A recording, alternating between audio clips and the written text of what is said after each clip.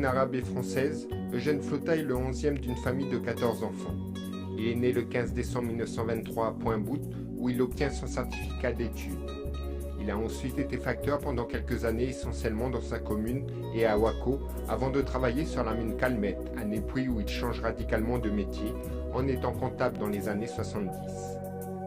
Puis, à la fermeture de la mine, il monte à Thiébagui pour travailler en tant que treuilliste pendant que sa famille reste à Pointe-Boute, où il finira par le rejoindre à Thiébagui. C'est là-haut que commence pour le couple le travail de cuisinier, à la cantine. Au bout de 4 ans, la famille s'installe à Koumak pour travailler toujours en cuisine, mais cette fois-ci à la cantine de l'internat jusqu'à leur retraite, qu'ils prennent dans les années 80. Donc voilà où mes parents ont travaillé pendant de très nombreuses années. Je pense de 1956 ou 1957 à peu près, et mon père jusqu'en 1983 je pense. Ma mère ensuite est partie à la lingerie. Donc ils ont passé la plus grande partie de leur vie ici dans ces locaux, que je reconnais bien quand même. Donc ça n'a pas changé. D'un côté, enfin je ne sais pas, là à l'époque il y avait d'un côté le réfectoire des garçons qui était ici, et de l'autre côté c'était le réfectoire des filles, et donc au milieu la cuisine.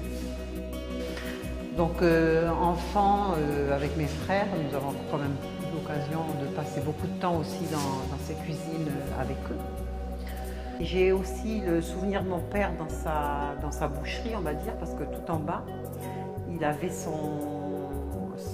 petite boucherie, on va dire, avec la chambre froide, puisque la viande arrivait en quartier, c'est lui qui l'a découpée ensuite.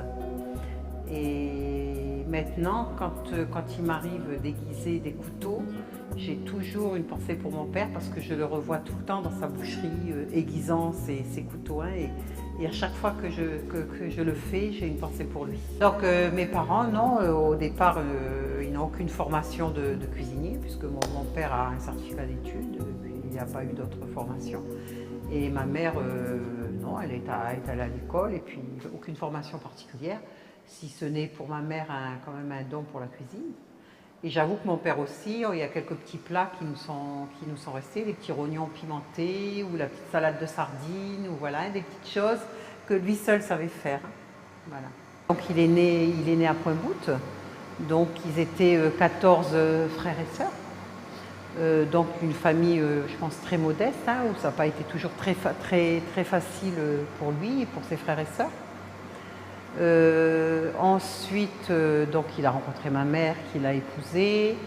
Donc je sais qu'il a été postier quelque temps à Wako, je crois, et aussi à Pointe-Boute. Nous avons habité pendant quelques années ou quelques mois, je ne sais plus exactement, dans le pigeonnier à Pointe-Boute. Ensuite, mon père est allé travailler à Thiébagui sur la mine. Donc là, il travaillait sur mine.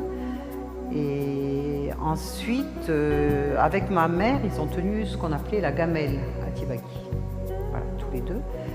Et on leur a proposé, avant la fermeture de Thiébagui, on leur a proposé ce poste de cuisinier à Koumak et qu'ils ont accepté. C'est comme ça qu'en 56 ou en 57, nous sommes arrivés à Koumak.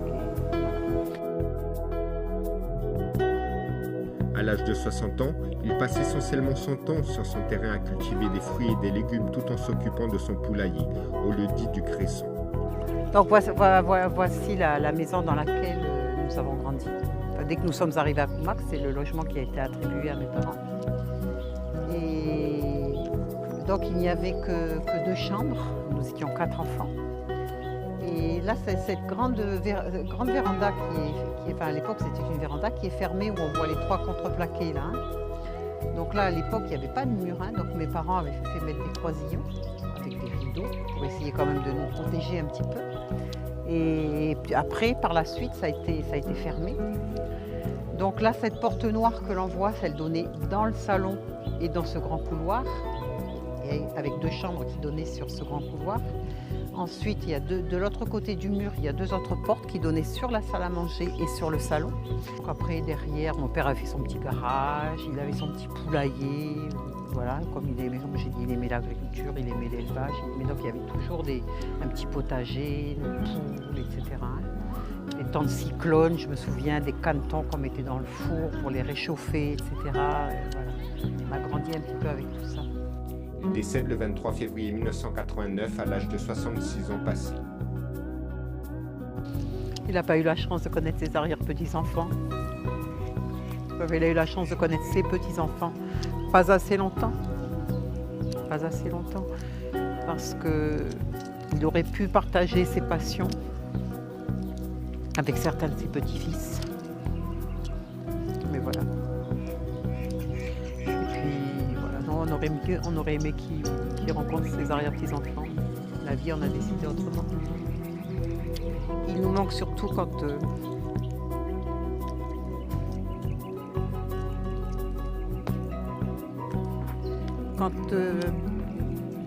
de grands événements arrivent dans notre famille. On aimerait qu'il soit là